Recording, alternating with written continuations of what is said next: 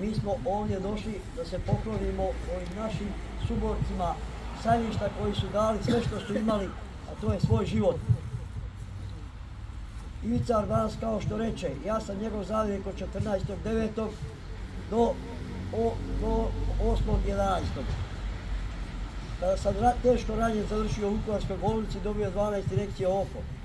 Iako posle svog ranjavanja sam bio rečeno mi da moram ostati u bolnici i ja to nisam htio i još sam 12 dana ovdje se sa povezom na oku branio ovo Sajmište i uvijek stajao ispred svojih suboraca koji su ovdje istinski heroji.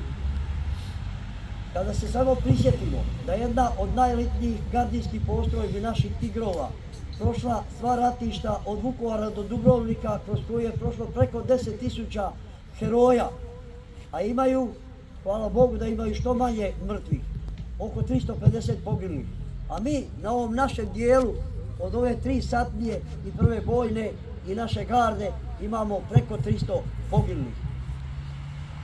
U to vrijeme ratovanja svi mi znamo kako smo mi naoružanje imali i da smo u zadnje vrijeme imali više protivoklopa što smo oteli neprijatelju nego što smo ga dobili od Hrvatske.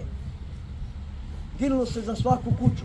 Gledao sam uvijek da sam uvijek ispred svojih ljudi. Ja nisam školovani oficir, ali sam došao od srca braniti svoju domovinu i nisam tražio nikakvu zahvalnost. Ali kada smo osjetili da mi, profesionalni vojnici, nismo se javljali u medijima i da se počela iskrivljivati istina i laži, onda smo se uključili da kažemo istinu i svima pogledamo u oči. Ovdje su slomile svoje zube najelitnije postrojbe iz Beograda sa najelitnijim tenkovima, 84-kama i bovima. Oni su ovdje doživjeli totalni krah, ali su ovdje i ginuli zapovjednici koji su uvijek bili ispred svojih ljudi. Jedan od prvih zapovjednika ovog Sajmišta još za vrijeme Merčepa je bio i Damjan Samardžić, kojeg su mučki zatukli na Ovčari i pregazili tenkom i još mu se ne zna gdje su mu kosti. Drugi zapovjednik posle njega je bio Petar Kačić, koji je čvrsto uvijek stajao iza svojih ljudi i uvijek bio ispred njih. I on je položio svoj život ovdje. Treći koji ga je zamijenio, kojeg smo imenovali Ivica Arbanac i ja, je bio Velimir Đerek, koji je cijelo vrijeme isto bio tu ispred nas i ratovao s nama i 12.10. dao svoj mladi život za obranu ovog Sajmišta.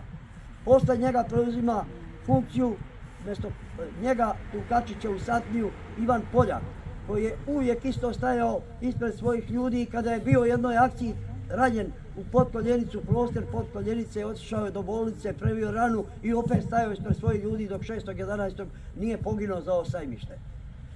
Na ovom Sajmištu je poginuo i prvi zapovjednik vojne policije Alfred Hill, s kojim sam ja cijeli dan ratovao ovdje 16.10. i sa 5 ljudi smo vratili vatrogasni dom i da ga tada nismo vratili, tu bi došle jake snage iz ovog brda bi presjekli i Slaviju i Metnicu i Vašarište i za nekoliko dana bio bi nevinovan krah. Sve smo mi to po cijeli života izraljavali, izvučeni, branili i zato su tolike žrtve velike, ali smo dali Hrvatskoj vremena i slomili kičmu najelitnijim snagama koje više nisu bile onoliko snažne da bi se suprotstavile većim gradovima, da bi ih pokorili, ali Vukovar je dao cijenu, zato Vukovar jeste. Naša Trpinjska cesta jeste groblje tenkova gdje je najviše uništeno, ali ovdje je uništeno puno tenkova, ali ovdje je bila borba za svaku kuću i nije bilo distance. Nigdje se mi nismo povlačili i kada su nas vitlali ovdje i transporterima i tenkovima, iako i nismo imali čime uništiti, ali smo im uništavali pješadiju i štitili ove dole ljude koji su živjeli civili u ovome gradu, jer smo imali već iskustva kada je 14.9. pala crta obrane Vašarišta do ovdje obilaznice, da su izvršena najveća zločinstva tih ludih, tog ludog neprijatelja koji je htio da nas uništi i sravni sa zemljom. Ovi hrabri junaci koji su dali sve ovdje, oni su najzaslužniji za to. Mi smo ovdje da im se večeras poklonimo i da im se zahvalimo jer oni su dali sve za ovu državu. Ja vam se zahvaljujem u ime vas svih koji ste došli ovdje da im odamo tu počast i hvala vam lijepa.